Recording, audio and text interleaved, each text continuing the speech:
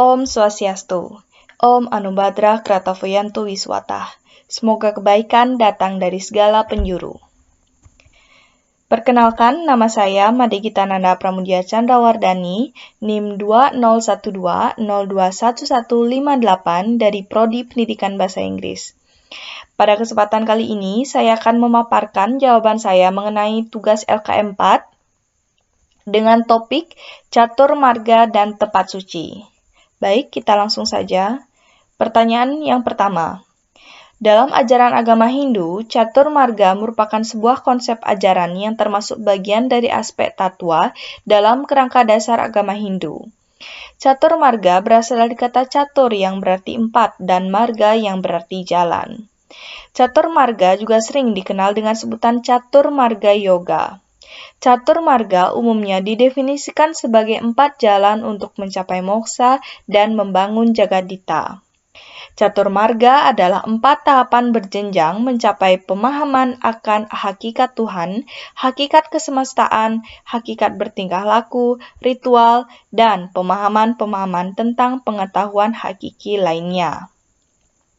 Pertanyaannya adalah, jelaskan masing-masing komponen dari catur marga tersebut. Baik, catur marga yoga seperti yang saya katakan tadi, dalam ajaran agama Hindu, catur marga merupakan sebuah konsep ajaran yang termasuk bagian dari aspek tatwa dalam kerangka dasar agama Hindu. Catur marga berasal dari kata catur yang berarti 4 dan marga yang berarti jalan. Catur marga juga sering dikenal dengan sebutan catur marga yoga. Catur marga umumnya didefinisikan sebagai 4 jalan untuk mencapai moksa dan membangun jagadita. Catur marga adalah 4 tahapan berjenjang dalam mencapai pemahaman akan hakikat Tuhan, hakikat kesemestaan, hakikat bertingkah laku, ritual, dan pemahaman-pemahaman tentang pengetahuan hakiki lainnya. Baik, bagian-bagian dari catur marga yang pertama adalah bhakti marga. Bhakti marga merupakan perpaduan antara kata bhakti marga dan bhakti yoga. Bhakti berarti menyalurkan, mencurahkan cinta yang tulus dan luhur kepada Tuhan, kesetiaan kepadanya, pelayanan, perhatian yang sungguh-sungguh untuk memujanya. Kata marga berarti jalan atau usaha dan kegiatan. Yoga berarti usaha untuk menghubungkan diri dengan Tuhan. Bhakti marga yoga dapat diartikan sebagai jalan menuju Tuhan dengan cara menunjukkan bakti kita. Bhakti yoga adalah proses atau cara mempersatukan Atman dengan Brahman dengan berlandaskan atas dasar cinta kasih yang mendalam kepada ide Sang Hyang Widiwasa dan segala ciptaannya. Kata bakti berarti hormat, taat, sujud, menyembah, mempersembahkan, cinta kasih, penyerahan diri seutuhnya pada Sang Pencipta. Jalan menuju Tuhan dengan cara menunjukkan bakti kita.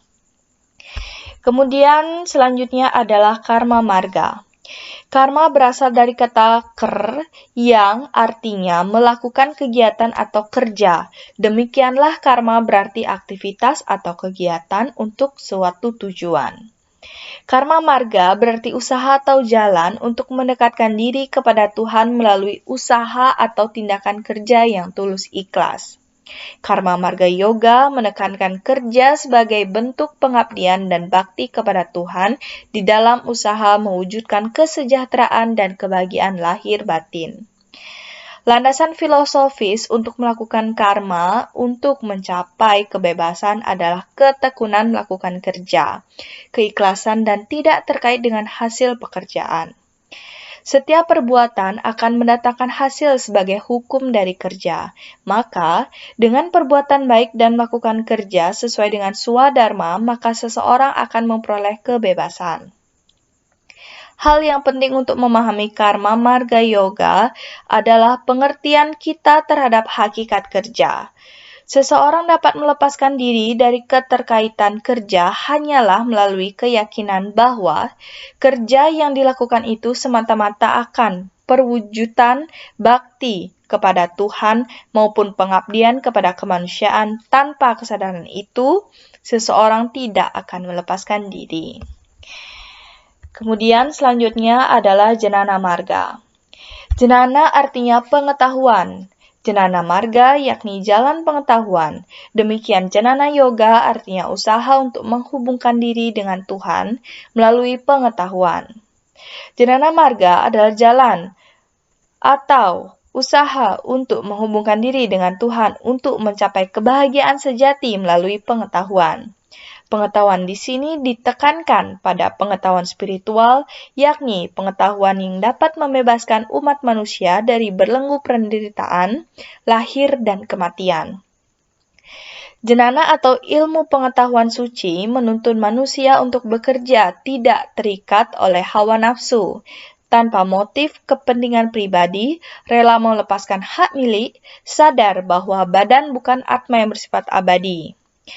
Banyak cara untuk mendekatkan diri dengan Tuhan melalui persembahan harta benda, melalui tapa brata, melalui yoga, dan sebagainya. Tetapi, dengan jalan ilmu pengetahuan atau kerohanian, lautan dosa dapat diseberangi. Dengan demikian, terpusat pada ilmu pengetahuan dan melaksanakan kerja dengan penuh keyakinan atau serada, seseorang akan mencapai kesempurnaan. Kemudian selanjutnya adalah Raja Marga. Raja Marga adalah jalan atau usaha tertinggi untuk menghubungkan diri dengan Tuhan melalui jalan yoga.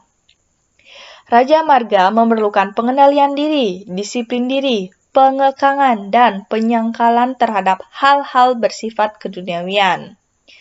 Raja Yoga adalah suatu jalan mistik atau rohani untuk mencapai kelepasan atau moksa. Melalui Raja Marga, seseorang akan lebih cepat mencapai moksa, tetapi tantangan yang dihadapinya pun lebih berat. Orang yang mencapai moksa dengan jalan ini diwajibkan mempunyai seorang guru kerohanian yang sempurna untuk dapat menuntun dirinya ke arah tersebut. Baik, itulah dia pemaparan mengenai bagian-bagian dari Catur Marga Yoga. Kemudian kita beralih ke soal berikutnya. Ada seorang pedagang dengan saya ulangi. Ada seorang pedagang sedang mengadakan perjalanan jauh dengan membawa seekor keledai tua. Setelah mengadakan perjalanan hampir sehari penuh, pedagang itu bermaksud beristirahat di bawah sebuah pohon yang rindang. Karena kasihan melihat keledai tuanya juga kelelahan, pedagang itu melepaskan beban berat dari punggung keledai. Ia tidak mengikat keledai tuanya dan membiarkan keledai itu beristirahat sambil memakan daun-daun di sekitar tempat itu. Pedagang itu kelelahan sekali dan sangat menikmati istirahatnya. Setelah menyantap sedikit bekal, ia mulai terkantuk-kantuk. Keledainya pergi entah kemana, dan ternyata terperosok dalam lubang, dan keledai pun perlu pertolongan. Bagaimana cara menolong keledai itu? Sesuai dengan Catur Marga Yoga, apa yang Anda akan lakukan terhadap keledai itu?